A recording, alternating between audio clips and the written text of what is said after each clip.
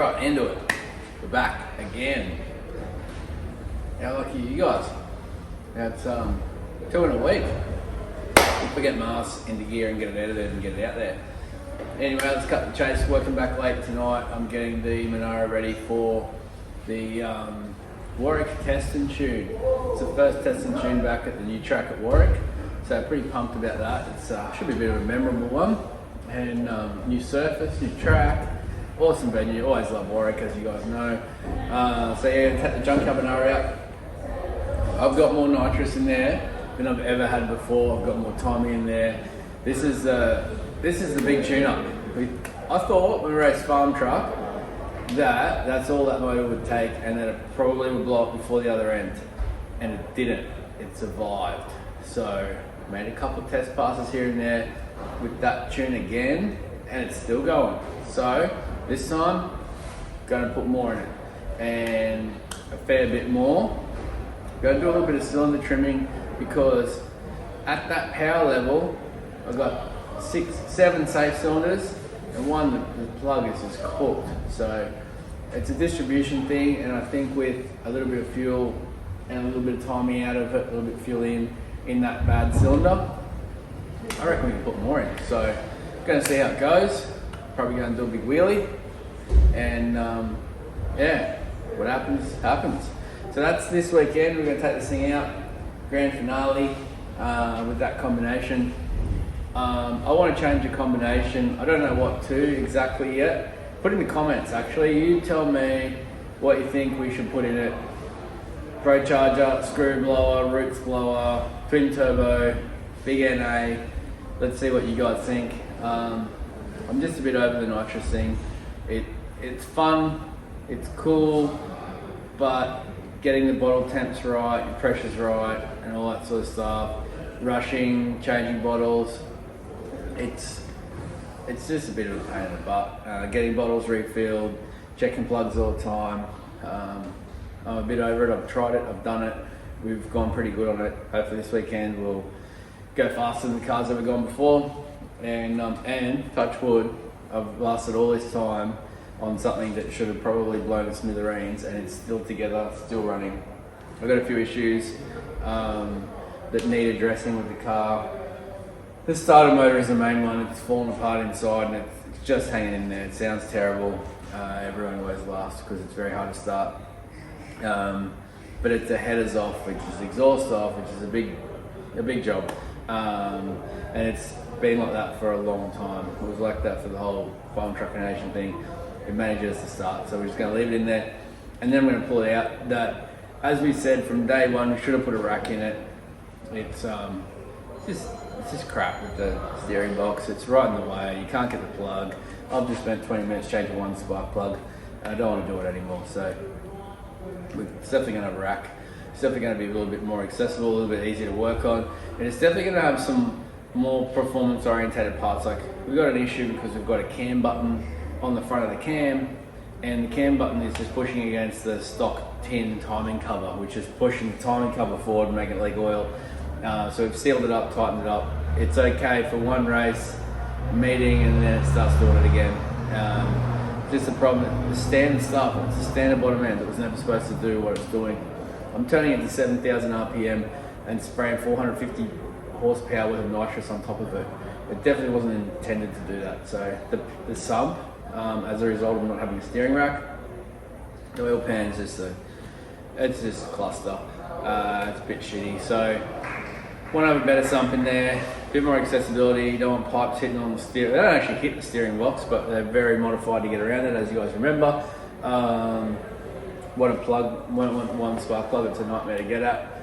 All these little things add up, and it's time for a bit of a change, time for a bit of a birthday for the old girl, but it will stay looking just the way it looks now, because I like it like that, and it's cool. We've done so much with it, so we're going to keep it like that. But put in the comments, what do you think? What are we going to do with junkyard Monaro? What combination would you like to see in it? I think it will definitely stay big block.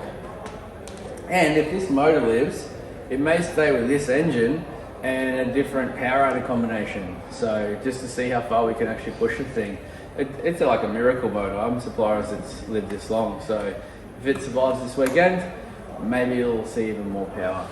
This episode you're going to see the Torana, more of that build, getting closer to completion, long way off at the moment, but we've got heaps more content to get through. So enjoy the Torana build this episode. I'll get this done. This weekend you will, early next week, get a video from Warwick. Over and out, like and subscribe. Thank you for last week. So many people subscribed. It was awesome. Keep it up. Next up, we welcome my good friend Jesse Adams, all the way over from America. You may remember him from our jet boat video, the last one we did, and also the Stinky Pinky behind the scenes video. Awesome guy, great to have him on board.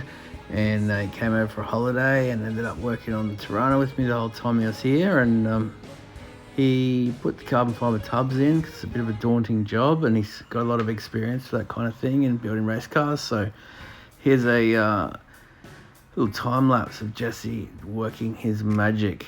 Enjoy it.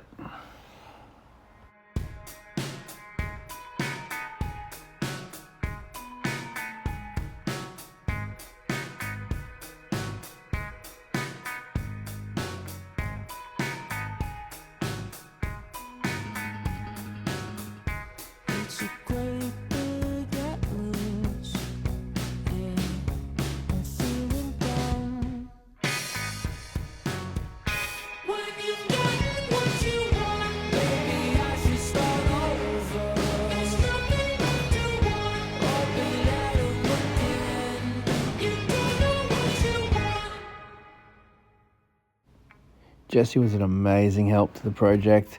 Phenomenal quality of work. He really is good at what he does, and he taught me a lot of new things, and it was really great working with him. There's not too many people that I let work on the Torana, and I was very, very welcoming of Jesse's hard work. We got so much done, and things really pushed forward, and it was a boost that the project needed to make things happen and get this thing done. So we just quickly run around. Jesse got some great GoPro footage, give you an idea at this stage where the car was up to. Thank you very much, Jesse. Love your work.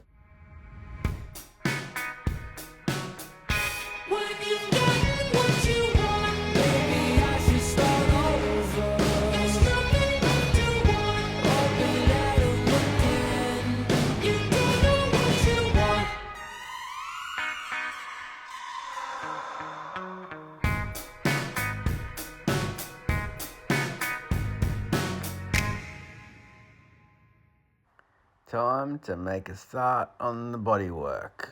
The uncomfortable part comes first.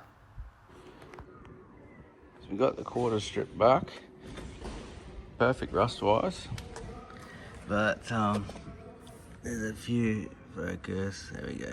It's a bit hard to see, but got some big dents in here. Bad repair by the looks of it. It's very hard to see with the different directions of the cleaner strip wheel, but it's pretty bad in there.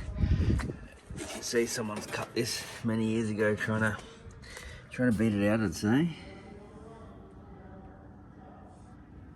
There we go.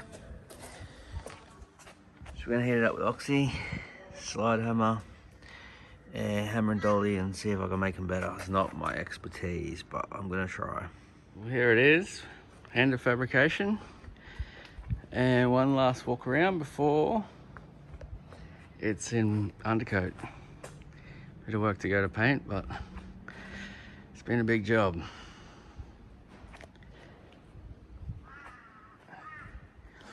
Got pretty lucky with the body. Needed a bit of work, but not too much.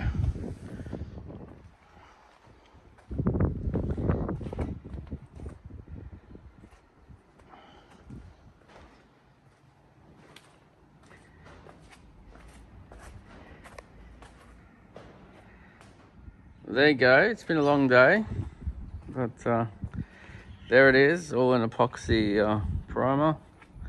Seal it all up, so should have no problems down the track for rust or anything like that. Painting all that chassis and cage is very tricky. I don't have the right equipment for it either. So, but anyway, it's done. I guess the bits you can't get are the bits you can't see anyway. And yeah, now the sanding.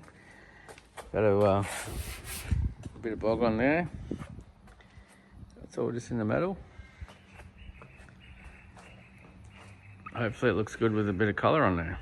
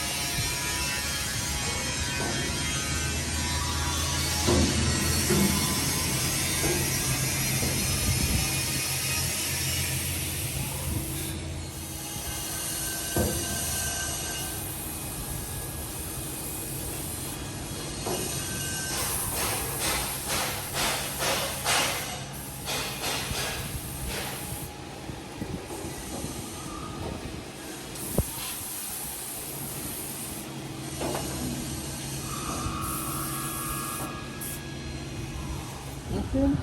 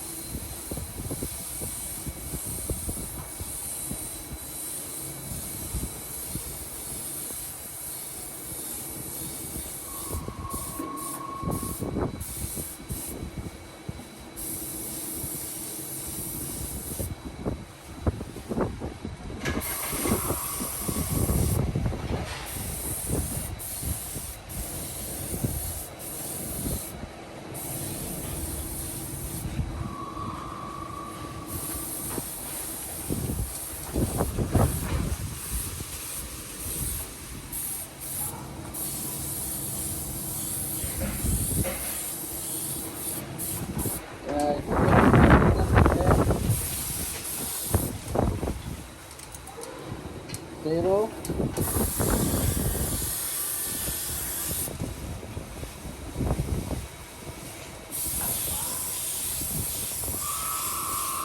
Oh, that's a wrap then.